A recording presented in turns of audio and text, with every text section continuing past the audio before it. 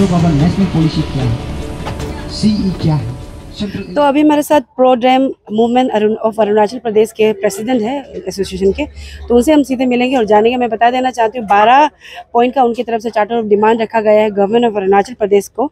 तो हम आपसे सीधा सवाल रखना चाहेंगे, जो आपकी तरफ से जो दूसरा पॉइंट रखा गया है फ्री इलेक्ट्रिसिटी टू जितने भी अरुणाचल प्रदेश के हाउस होल्ड है, तो आपको क्या लगता है कि ये जो पॉइंट है वो कितना जस्टिफाई रहेगा? क्योंकि कहीं ना कहीं कह सकते हैं कि गवर्नमेंट का एक हाइड्रो पावर जो है कहीं ना कहीं एक लोता सोर्स ऑफ रेवेन्यू जनरेट जहाँ से होता है काइंड ऑफ, तो उस पर आप क्या कहना चाहेंगे? मेरा इसमें सीधा सा आम जनता लोगों को मैं और सरकार से भी मैं क्लियरली बताना चाहूँगा कि जो डोमेस्टिक है उसको आप फ्री करने में तो कोई खराब नहीं है मेरा हिसाब से। आज का डेट में अरुणाचल जो इतना लाइट हमारा सारा देश को ही ये जो है लाइट जनरेट करके को जो देता है, तो इसमें हमारा स्टेट को लाइट फ्री करने में तो कोई खराब नहीं, क्योंकि ऑलरेडी 12% में से हम लोग को 135 मेगावाट मिलता है। 135 मेगावाट में जो 49 मेगावाट्स बल्कि सिर्फ अरुणाचल को ही बल्कि पूरा फ्री इलेक्ट्रिसिटी बिल दे सकते हैं। और मेरा ये हम लोग नहीं कह रहा है कि जो बिजनेस पर्पस है, जैसे कि कुछ इंडस्ट्री होता है और बहुत कुछ होता है, इसमें आप मैक्सिमम मिनिमाइज कर सकते हैं। जो आज का डेट में जो रेट है उसको मिनिमाइज करके बिजनेस पर्पस को आप चला सकते हैं। तो इसको रिमेनिंग जो 86% जो रह गया उसको आप बिजनेस पर्पस में कर सकते हैं अपना स्टेट रिव्यूने के लिए। तो हम लोग का कहना है कि जो डोमेस्टिक है, जो हमारा आम जनता लोग को, उसको फ्री इलेक्ट्रिसिटी करने में कोई दिक्कत नहीं होगा। और जिसे आपने कह तो दिया, लेकिन और एक सवाल रहेगा जो आप लोग का ड्यूरिंग स्पीच आपने मेंशन किया था, जो 142 MOU जो साइन किया गया है वो दिल्ली में जाकर 4 दीवारी के अंदर में किया गया, इस तरह का कहना था आप लोग का। तो आप लोग के पास में कुछ प्रूफ डॉक्यूमेंटेशन है ताकि उससे पता चले कि वो जो 142 MOU साइन जो दिल्ली में हुआ है? नहीं, ये 142 MOU हम लोग का कहना है वही कि डायरेक्टली आप दिल्ली में बित के किया है बोल के हम लोग नहीं है। इनडायरेक्टली हम लोग का कहना है जब आप MOU साइन करते समय में एक बहुत सारा रूल होता है, गाइडलाइन को पालन करना पड़ता है और पंचायत राज को पालन करना पड़ेगा। हमारा कंसेंट MLA का साथ, गाँव बुरा का साथ, और पहले तो त्रितयर था, तो इसमें ग्राम होते थे, अंचल होते, जिला होते थे, ये सब सारा कोई पूरा इंटीमेशन करके अवेयरनेस बता के उस जगह में किस तरीक़ा से प्रोजेक्ट को साइन करने से सफलता रहेगा, ये पूछताछ करके एक्चुअली जो है MOU को साइन किया जाता है। तो उसको आज का डेट में वो MOU साइन करने वाला को कोई पता नहीं है। लेकिन ये जितना जो प्राइवेट पार्टी जो बड़ा पार्टीज लोग है, तो वो तो दिल्ली से ही आया है। तो हम लोग का कहना है कि डेट मीन्स आप उसको मालूम होने नहीं दिया, तो डेट मीन दिल्ली में ही किया होगा। आज का डेट में लोग पता ही नहीं है कि नहीं, वही है हम लोग का। और एक सवाल रहेगा, क्योंकि ड्यूरिंग आप लोग की जनरल सेक्रेटरी कोई मेंबर ने मेंशन किया था कि स्टेट में पर यूनिट ₹4 करके बेचा जा रहा है इलेक्ट्रिसिटी को, एंड देन दूसरे स्टेट्स में 1.9 पैसे के मुताबिक किया जा रहा है। तो ये कितना हद तक सही है? और अगर सही है तो आपके पास में कोई डॉक्यूमेंट है, प्रूफ है इसको लेकर? प्रूफ है हम लोग का पास में है। जो ये एक्चुअली प्रोजेक्ट में ही अपना रेट है। जो रंगा नदी जो 405 मेगावाट में है, वो जो है उन लोग जो है उसको बिजनेस में उन लोग जो आपका 1.9 पैसे करके उन लोग बेचता है, और परे में 5 रुपया करके अपना प्रोजेक्ट का अपना रेट है, और कमिंग में 4 रुपया करके बिक्री करता है। तो इसी के चलते उसका ऊपर में हम लोग ज़्यादा चर्चा नहीं करते हुए हम लोग का कहना है कि चलिए हमारा जो आप लोग जो आज का डेट में जो हम लोग को आम आदमी को आप लोग जो है 4 रुपया करके जो पर यूनिट को टैक्स ले रहा है, वो तो ओपनली है, हर घर में है जो टैक्स ले रहा है। तो हम लोग कहना है कि उसको आप लोग कम कर दें, बराबर कर, या तो उसको अगर फ्री देना ही नहीं चाहता है तो हमारा साथ भी तो सरकार बात कर सकते हैं, है कि नहीं। तो हमारा कहना है कि उसको बिल्कुल देना ही पड़ेगा, क्योंकि ये जो 135 मेगावाट में 49 मेगावाट देने में कुछ भी खराब नहीं। आप लोग पता है गांव में तो लाइट ही नहीं चलता है, उधर में सोलर सिस्टम चलता है मैक्सिमम लोग, और हमारा यहाँ में तो कितना हाईडल है, और हाईडल से भी हमारा गाँव में चलता है। तो इसमें छोटा सा एक सिर्फ 49 मेगावाट देने में कोई खराब नहीं। और आप लोग के चार्टर ऑफ डिमांड में जॉब रिक्रूटमेंट और शिफ्टिंग ऑफ ऑफिसेस को भी लेकर बातें हुई है। तो अभी जैसे एक जो आपने बात किया था जो दोलुंग में था, उसको उसका जो ऑफिस है, हाँ, उसे धेमाजी में मूव किया गया है। तो आप लोगों को, क्योंकि आपने कहा कि काफ़ी सालों से आप रिसर्च करें, 2016 का फॉर्मेशन हुआ है ये एसोसिएशन का, तो एग्जैक्ट आपको मुद्दा पता चला कि क्यों दोलुमुख से वहाँ पे शिफ्ट किया गया, और साथ ही साथ जॉब रिक्रूटमेंट का भी हम जानना चाहिए। हाँ, ये जो पहले मैं आपका जॉब रिक्रूटमेंट के बारे में हम बताना चाहूँगा कि जॉब रिक्रूटमेंट में मैंने पहले भी आपको बता दिया हूँ भाषण में है तो एग्जैक्टली जो जॉब रिक्वायरमेंट जो है हमने बना के नहीं बोल रहा, कि सरकार ने ऑलरेडी इसमें गाइडलाइन में ही दिया हुआ है कि 1.76 पर मेगावाट में रखना है तो रखिए, ये तो हम लोग बोल रहे हैं।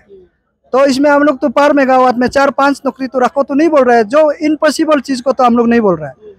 तो इसमें हम लोग जो 1.2 नौकरी रखना है आप लोग रखना ही पड़ेगा, क्योंकि वो नहीं रख रहा है। क्योंकि जो एक्चुअली ये जॉब एडवर्टाइजमेंट और किस लिए जो जॉब रिजर्वेशन को अरुणाचल में एडवर्टाइजमेंट किया जाना है और यहाँ में किस तरीक़ा से गेट कंडक्ट एग्जाम किया जाना चाहिए, तो उसको मैं थोड़ा सा आपको बता रहा आपका सवाल को, कि हमारा NHPC में हमारा लोग अरुणाचल का जो टॉप ऑफिसर नहीं है, ऑफिसर नहीं होने का कारण से तो लोग को अच्छा से पता नहीं।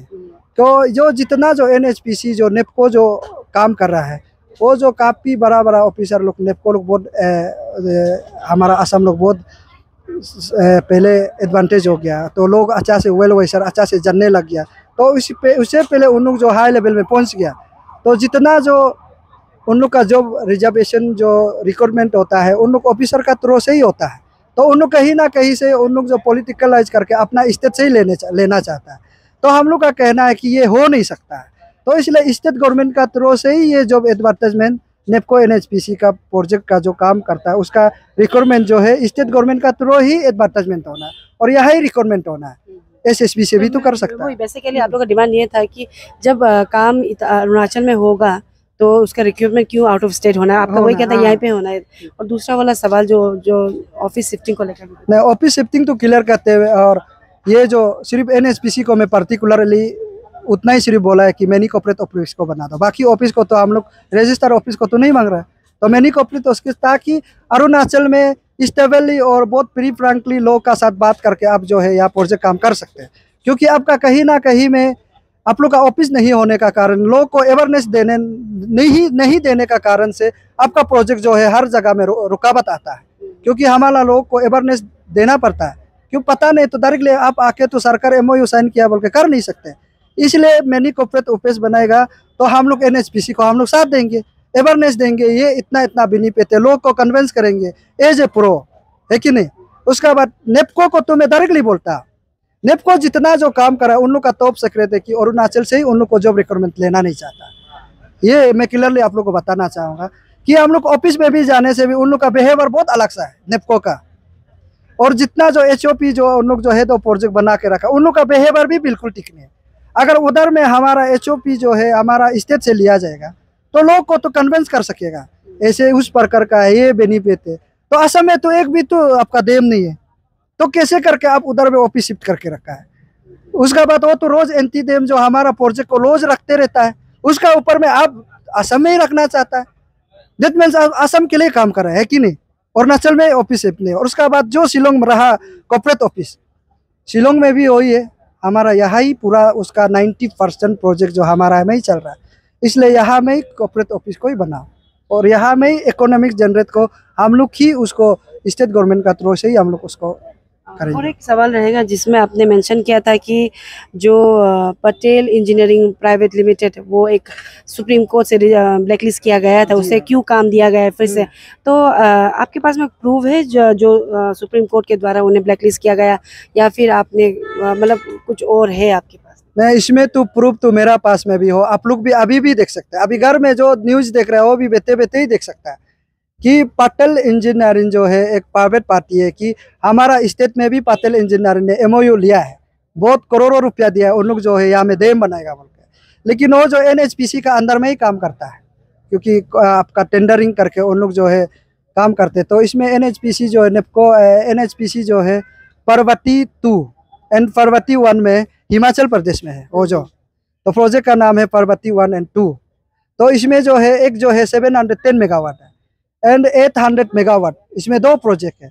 इसमें पटेल इंजीनियरिंग जो है उसका काम को सक्सेस नहीं कर पाया, क्योंकि एरर हो गया, टेक्निकल चीज़ को कंप्लीट नहीं कर पाया। तो ऐसे होने का कारण से वो जो सुप्रीम कोर्ट जो ऑलरेडी ब्लैक लिस्टेड थे वो तो पेपर में भी है, ऑलरेडी पेपर भी हम लोग कट के रखा है। और उसका साथ में और नेट में भी आप लोग अभी गूगल्स में भी जाके देखिए किस लिए किया, वो पूरा लिख के रखा है। इसमें ओपन सीक्रेट पूरा ऑलरेडी है इसमें। लेकिन वही हम लोग का कहना है कि वो एक छोटा सा 1 मेगावाट को कर नहीं सके ब्लैक लिस्टेड आने वाला को, अरुणाचल में ही इतना बड़ा प्रोजेक्ट को क्यों दे रहा है कि नहीं? ये बहुत बड़ा सवाल है। और एक पॉइंट रखा गया था आप लोग की तरफ से, स्टेट गवर्नमेंट ने 225 crore with 9% interest apex bank से लिया, NHPC से लिया था, इसी का कहना है। तो इसका प्रूफ कुछ है या फिर डिटेल थोड़ा बता पाने क्लियर, तो सो दैट जो दर्शक देख रहे वो क्लियर हो जाए।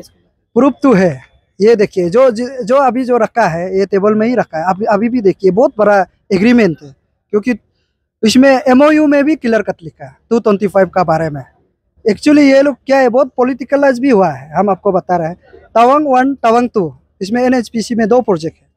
वो जो आदमी को मारा गया, उसका बाद जो फायरिंग हुआ है, उसका बाद में दिबांग वैली जो 2000 उसको 3000 था, 2888 मेगावाट है। उसका बाद में जो NHPC जो आपका गिरगामुख में है, तो इसमें आपका 2000 मेगावाट है। तो उस प्रोजेक्ट को उन लोग बनाने देगा बोल के उन लोग जो है एडवांस में 225 करोड़ डाल लिया है, आप लोग को हम प्रोजेक्ट बनाने देगा बोल के। ये MOU जो कहता है, फिर उन लोग एग्रीमेंट में कहता है कि ये NHPC जो हम लोग स्टेट अरुणाचल स्टेट गवर्नमेंट को उधार में दे रहा है 9% में। ये कहीं ना कहीं में बहुत बड़ा पॉलिटिकल है। 2007 उसका ऑलरेडी प्रूफ है, मैं आपको भी दे दूंगा, इसमें कोई छुपाने का बात नहीं। कुछ अपडेट है इसको लेकर कि रिटर्न किया गया नहीं किया गया, कि क्या कुछ NHPC या फिर गवर्नमेंट की तरफ से स्टेटमेंट दिया गया? नहीं, ये वर्बली उन लोग को हम RTI मारने का बाद में हाइड्रो पावर डिपार्टमेंट से हम लोग ले लिया। तो उन लोग का कहना है कि हाइड्रो पावर डिपार्टमेंट में बोला है कि उन लोग का पैसा जो हाइड्रो पावर डिपार्टमेंट में यूज नहीं किया गया है, कि ये स्टेट गवर्नमेंट का थ्रू से ही लिया गया है। तो स्टेट गवर्नमेंट जो उसको एपेक्स बैंक को रिवाइव करने के लिए लिया है बोला, तो हम लोग फाइनेंस डिपार्टमेंट में काफ़ी वो पैसा के लिए हम लोग RTI मार के देखा है तो नहीं है, तो उन लोग RTI तक भी रिसीव नहीं करते हैं। तो ऐसे करने का बाद में फिर 225 को उन लोग जो है माने on the record, of record में, इसमें कोई सबूत नहीं है। उन लोग जो बोला है कि उन लोग जो एपेक्स बैंक को रिवाइव करने के लिए 180 करोड़ दिया बोला।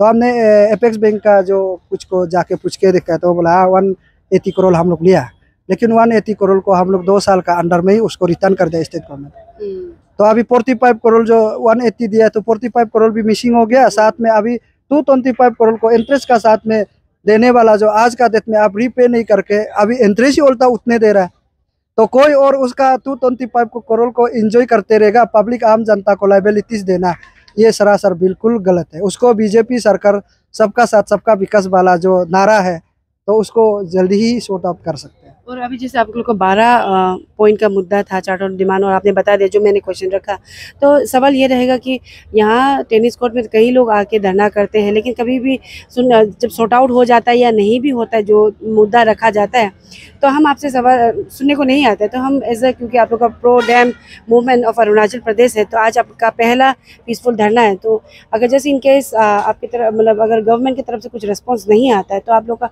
फर्दर कोर्स ऑफ एक्शन क्या रहेगा, वो जानना चाहिए। ये जो आप लोग का जो सवाल है, रोज जो ऑर्गेनाइजेशन लोग जितना जो प्रदर्शन में उतरता है, तो काफ़ी लोग आए, तो हर कोई आदमी उसको क्वेश्चन करते रहता है, और 4 दीवार का पीछे में बैठ के हर कोई तो लिखते रहता है। हमको भी लिख रहा था, कल हम लोग को मीडिया में हम लोग अवेयरनेस दे रहा था, धरना में इतना पार्टिसिपेट करो बोला है। कोई लोग लिख रहा था कि 3 करोड़ लेके तो भाग नहीं जाएगा, कोई लोग बोला है कि उसको दारू पीने के लिए पैसा नहीं होके धरना कर रहा है। ये लोग का तो कहना तो वो चलते रहेगा, क्योंकि सब अलग अलग है। तो मैं तो क्लियरली कहूँगा एज ए प्रो डैम, मैं आज आप लोग को जो 4 दीवार का पीछे में चुपके इतना सोशल मीडिया में लिख रहा है, उसको नहीं लिखने से अच्छा आप लोग हमारा साथ में शामिल हो। जो एक आदमी कर नहीं सकता है, 100 आदमी आके अगर एक साथ हला करेगा तो कैसे नहीं होगा, क्योंकि बाय द पीपल ऑफ ये इलेक्टेड वाला लीडर है, तो सब आदमी उतरेगा तो मानेगा। लेकिन काफ़ी ऑर्गेनाइजेशन लोग अच्छा मुद्दा के आता है, हम पता है आवाज़ उठाता है। क्या होता है कि उतारने का बाद में फिर 1-2 आदमी सिर्फ बैठ के हला करते रहने से फिर उन लोग का इंटरेस्ट खत्म हो जाता है, और उसका कुछ सपोर्ट ही नहीं मिल पाता है। तो ऐसे होने से तो चोरेगा ही ओबियसली, एक आदमी कितना ना हला करेगा। और हम लोग कहता है हम भी तो कल को ऐसे होगा, क्लियरली आपको बता रहा है। अगर पब्लिक आज का जैसे जो आज जितना जो धरना में पीसफुल धरना में शामिल हुआ, अगर ये कल को भी साथ में रहेगा, तो मैं बिल्कुल डरने का चीज़ नहीं है, हम लोग कंटिन्यू आगे करेंगे। अगर हम अकेला यहाँ में होगा तो हम बैठ के क्या करेगा, है कि नहीं?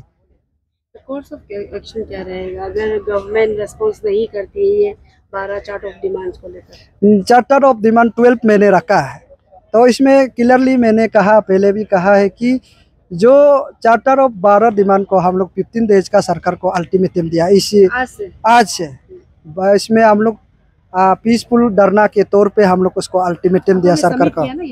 चार्टर ऑफ समिट 2016 से समिट करके ही रखा हुआ है, गवर्नर में भी समिट है, पीएमओ ऑफिस में भी समिट है, रिजू का उधर में भी समिट है, तो ऑलरेडी समिट करके रखा। हम लोग का कहना 12 पॉइंट को अगर चार्टर ऑफ डिमांड को अगर आप दे नहीं सकता है तो हम लोग 15 डेज का बाद फिर हम लोग शुरू करेंगे। और इसमें हमने क्लियरली पहले भी कहा है, इसमें 3 पॉइंट एडिंग हो गए, जो कहीं ना कहीं से ये पेमा सरकार जो है, बीजेपी सरकार जो है, डिक्टेटरशिप जैसे चलता है। यानी कि देखिए कोई लोग को एसएसबी क्रिएट करके रखा है और उसका लोग को अंदर में अपॉइंटमेंट करके घूमता है। मेरे पास में है लिस्ट ऑलरेडी, उसको हम लोग बाद में अगर ये 15 डेज का बाद सरकार बात नहीं करेंगे वो एडिंग होगा, फिर कल को पब्लिक को ऐसे नहीं अगर जस्ट इन केस अगर बात करती है 12 पॉइंट में, तो क्या आपका जो और 3 एडिशनल पॉइंट जो आप लोग ऐड करने वाले जस्ट इन केस नहीं करते तो आप लोग उसे रैप अप करेंगे? नहीं, इसमें मैंने क्लियरली वही बोल रहा है आपका, उसको हम कंप्लीट करने ही वाले थे। ये मैंने कहा कि कल को ऐसे नहीं होना सरकार, ये 3 पॉइंट कहाँ से आया, कोई पॉलिटिकलाइज किया, ऐसे भी हो सकते, तो क्लियरली बता रहा है। तो इसमें अगर सरकार बुलाता है तो उसका ऊपर में भी हम डिस्कस करेंगे, तो हम आम जनता को बताएंगे ऐसे ऐसे करने जा रहा है कि नहीं। तो इसलिए पहले हम बताना जरूरी है, नहीं बता के अगर उतर जाता है तो लोग बोलता है कि ये तो पॉलिटिकलाइज है, ऐसा बिल्कुल होने नहीं देना चाहता है, इसलिए हम आप लोग को एडवांस बता रहा है। तो 15 दिन का अल्टीमेटम आप गवर्नमेंट को दे रहे हैं? जी हाँ, बिल्कुल।